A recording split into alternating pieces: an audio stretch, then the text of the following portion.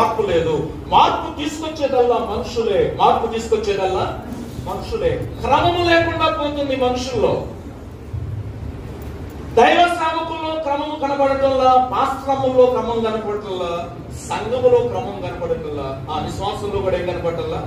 క్రమం కనపడటం.